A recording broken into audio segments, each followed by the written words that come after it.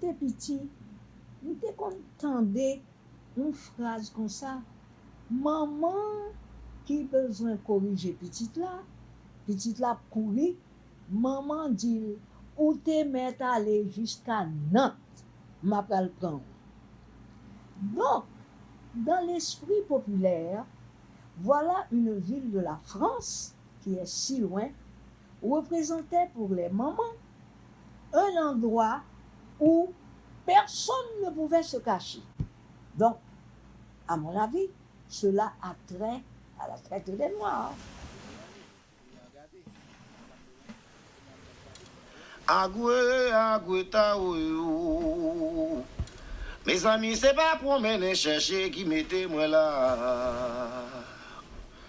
Diagoué, agoué, taoué.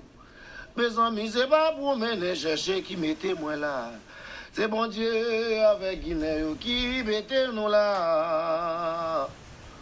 C'est grand-mère là avec Guinée qui mettez nous là. Je suis engagé dans les agoué. Agoué, yo pas pressé. Coquille en méloam là, yo pas pressé là. Gen un coup de papa n'a pas retenu yo. Diagoué aussi un lodo. Je suis engagé, marie les agoué. Agoué, yo pas pressé. Coquille de loam là, yo pas pressé là. I knew the day would come when I would have to meet and question you. I knew I would have to learn to know you, to understand you, and even to accept you. You, the ancestor who came from so far away. That day has finally come.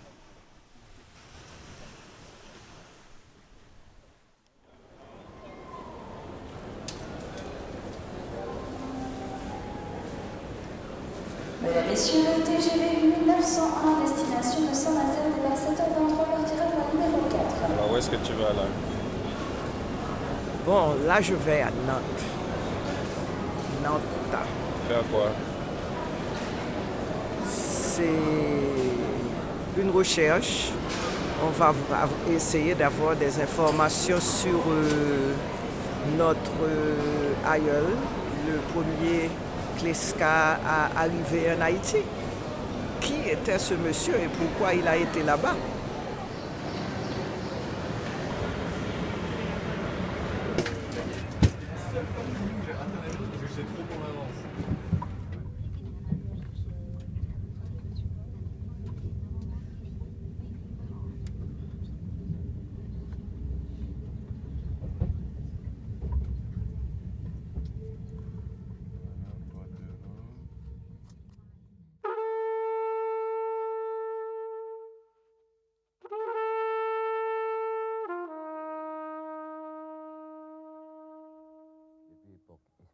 Le Christophe Colomb débarque en Haïti, monsieur joue un pays à couvert d'une forêt dense tropicale. Et puis, Espagnol, maintenant, après quelques temps. Everything started with my cousin Eddie Clesca, who was the first person to talk to me about you. Jean-Joseph Clesca, the founder and namesake of the family that bears my name, the ancestor who came from France and settled in Saint-Marc, near Amani, the site of a Taino village. This was in 1983 in Haiti, when he took me to visit your marble tombstone. Next to you lay Marie-Thérèse Blanchet, your brunette. She died while birthing your second son, my great-grandfather, Alexandre Lambert Bruno Clesca. I am your descendant through his son, your grandchild, Joseph Bruno Clesca, and his son, Max, my father. Your blood flows through my veins. Une poste d'exportation qui était très important après café coton, c'était moi. It was also Eddie who told me that you were a trader and that you traveled throughout the Artibonite region to find precious woods to export. He told me that you were a ladies' man and that several women had given birth to your children. You recognize each child of yours, even though you were never married. Eddie had heard fragments and details of your life from the storytelling of the elders of the family. It was also him, a history teacher, who convinced me of the need to research the diplomatic archives of France in Nantes, to perhaps discover why you had come to Haiti. But in 1983, I was 30 years old. And even though I was searching for my roots after having spent 20 years in the United States, I did not yet feel an urgent need to know you. Perhaps I wasn't ready to face you. Joseph Clesca, tell me, why did you leave your motherland, the country where you were born? Why did you, my ancestor, white as cotton, want to cross the Atlantic Ocean? Why did you come to Haiti 40 years after our independence? While crossing it, did you see the mass underwater graves containing the bodies of the brave African men and women kidnapped by your ancestors? Or did you come because you were simply curious to know us, the daughters and sons of the slaves who had, after many bloody battles, won their freedom from your country? Joseph Clesca, for a long time, something about having your white blood flowing in my veins disturbed me. I was afraid that your past was too cruel a burden for me to bear. When I was little, I used to watch my grandmother, Grande Angèle, a voodoo priestess, perform ceremonies where she invoked her African gods, Erzuli and Ogun, and other ancestral spirits. That identity was my identity. Later, my activist mother taught me how the imperialist system functions. She said it's a type of capitalism that is based on the plundering and looting of other people's resources. Then she told me the story of the heroes of our independence. She's also the one who taught me the power of love and the importance of safeguarding my freedom, just so I don't ever forget. I wanted this heritage to be my only narrative. But you were a white Frenchman. And even though you were a family member, I didn't like you precisely because you were a white Frenchman. I hadn't seen any images of you, and I hadn't heard any stories about your life. So I was free to project on you all the endless suffering and inhumane acts inflicted on my African ancestors. For in my youth, influenced by the Black Power movement, I believed that whatever oppressed me defined me. So I stayed far away from you.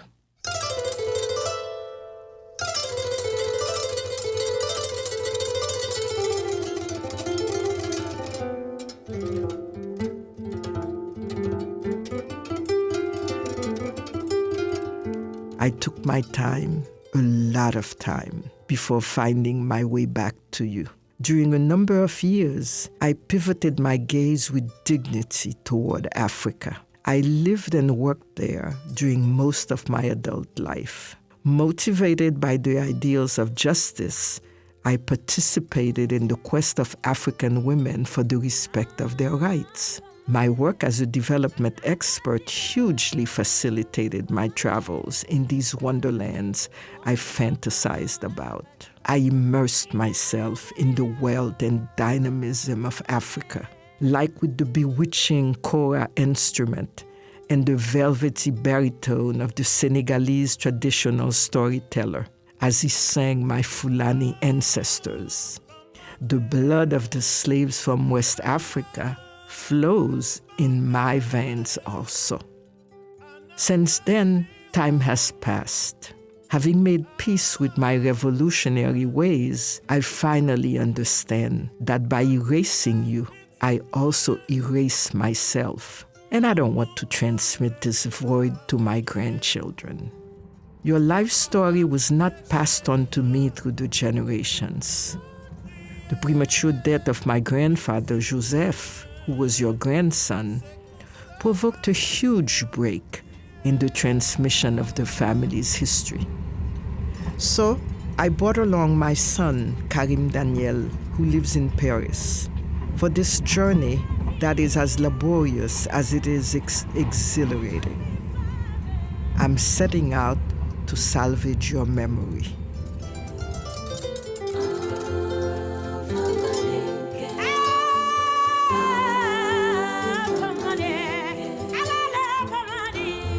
Mesdames, Messieurs, nous arrivons avec plus d'une heure et demie de retard.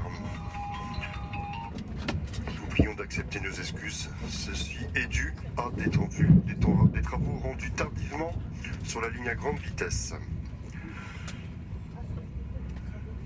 L'équipage vous souhaite néanmoins une excellente journée.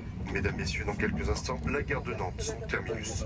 When we arrive in Nantes, before going to meet you, we make a detour to walk on the banks of the Loire River. It's to visualize the site where thousands of slave ships had sailed towards the slave trading ports in Africa. Afterwards, they had crossed the Atlantic with their human cargo towards the slave-selling counters in Haiti and elsewhere. It is also here, on the banks of this river, that these ships filled with cotton, sugar, and coffee produced by the vile human traffic of slavers had docked, contributing to the immense wealth of this city. I look all around me at the capital of the French slave trade of Africans and ask myself if the people of Nantes bear a burden of shame as I bear the burden of sadness of the stories inherited from my ancestors. At the memorial to the abolition of slavery, I trample on the glass plates that bear the names of the slave expeditions. Where are your monuments, your battles, your martyrs? Where's your tribal memory? Sir, in this gray safe deposit box, the sea. The sea has imprisoned them. The sea is history, writes the poet Derek Walcott.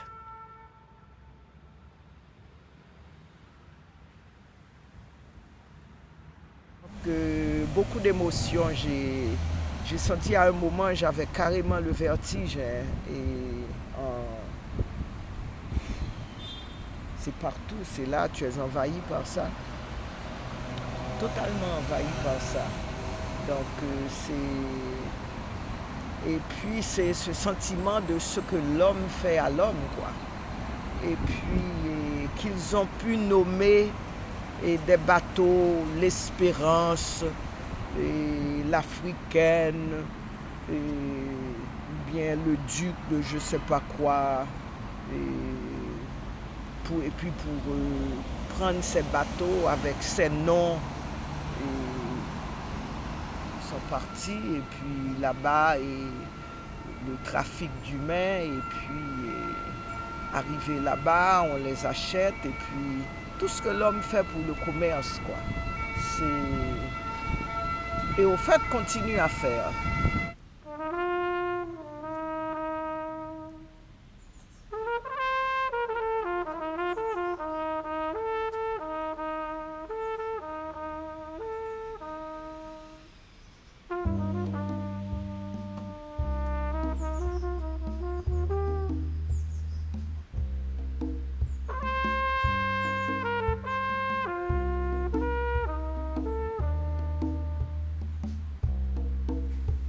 It is in the ultra-intimate reading rooms of the diplomatic archives, permeated with a monastery silence, that I absorb your history, my history. To the yellowed papers and precious fragments of text timidly illuminated, I discover you. On August 20th, 1848, you enter your name into the registry of French citizens living in Haiti. You are 35. Your skin tone is dark. You have an oval face, black eyes, a wide forehead, brown hair and eyebrows. You also have a beard, brown also. Not knowing your face eats away at my soul. Doubt starts to set in. I realize that you must have had a taste for adventure, for having made such a long trip. Me, your great-great-granddaughter, I also have adventure in my blood. I am filled with the thirst for discovery. In 1857, under the Emperor Napoleon III, you are admitted into the Imperial Legion of Honor. My heart beats as fast as the majestic Asotor drum when I discover that you received this prestigious honor while alive. You are rewarded for having saved the crews of 2 French ships who were being decimated by a yellow fever epidemic. In 1860, you are named Vice Consul of France in the city of Saint-Marc. Your most important tasks are to manage the expedition of French commercial ships and deliver legal documents to French citizens. At the time, the port of Saint-Marc was a core element of trade between France and Haiti. Your story begins to take form as I connect the dots from the descriptions and the letters written 2 centuries ago. I dig to learn your history. I snoop around your life, the life of my French ancestor. C'est l'acte de décès de Jean-Joseph Clesca. Il est mort en 1867.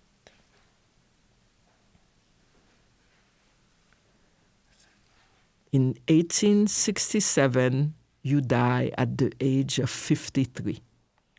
But even with your name inscribed on these documents, you remain elusive. Joseph Clesca, why did you travel to Haiti?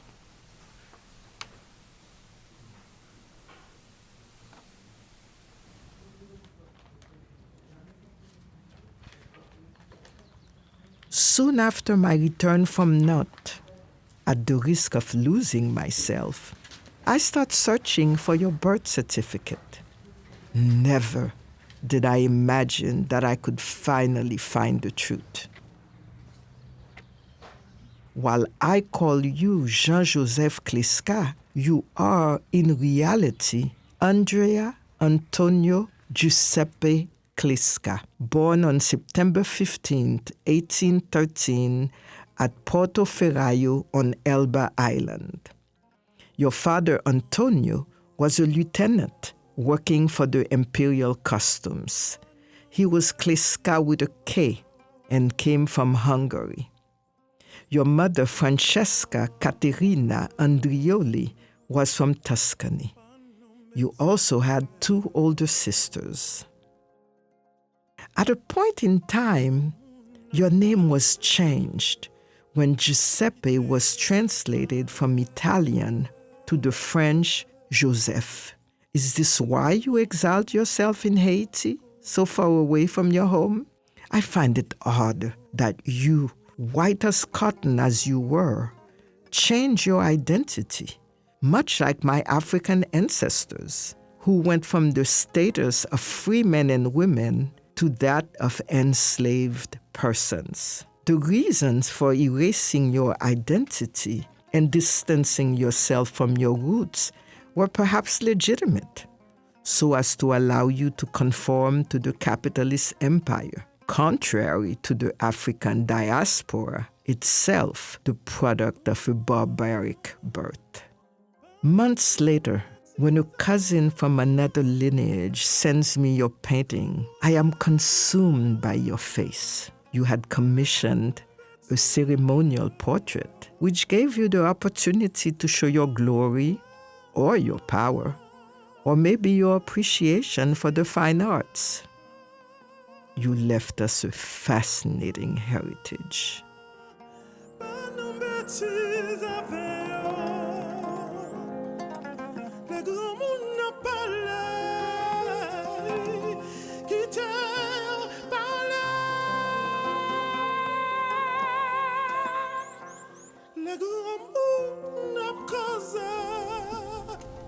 The folks back then, the Grand Moun longtemps, were right. You could go all the way to Nantes, I'd find you.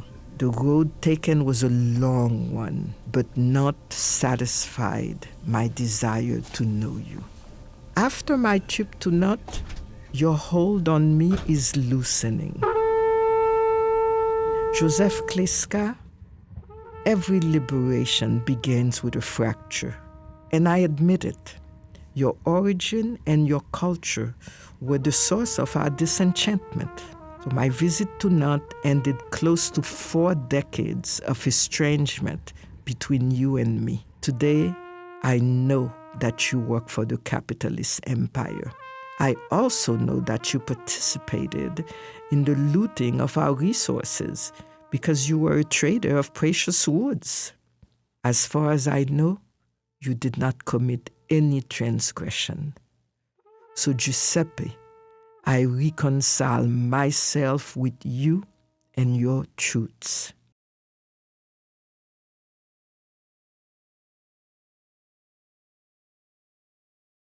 Upon returning to Haiti, I wanted to see your tomb. The irony of it is that the tombstone on which I had paid my respects here in Saint-Marc decades before no longer exists. In 40 years, misery, ignorance, and cynicism have triumphed. Thieves remove your funerary still to sell the marble. This profanation saddens me, and the shame of it overwhelms me. Nothing of you is left in Haiti, except us, your heirs.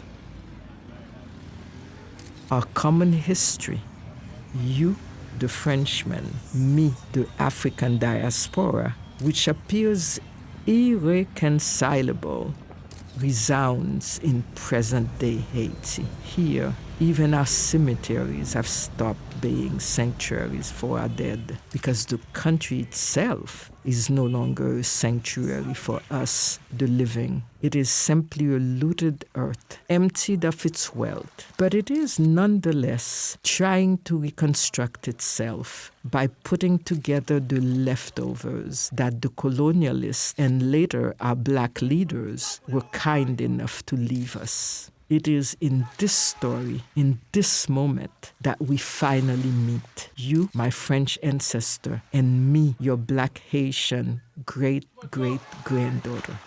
Papa loko, ou se van, pou se male, moi se papillon, ma pote nouvelle bay Agwe.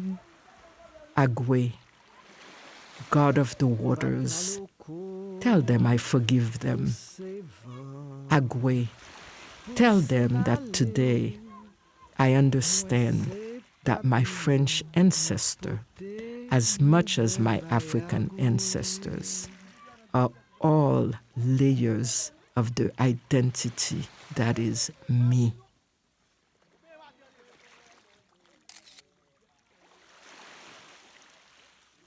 Femme quitter nous dans chagrin, moi t'as remé parler de moi, dévoiler identité à tout un chacun. Quelque grand voyage, même pas j'oublier retourner.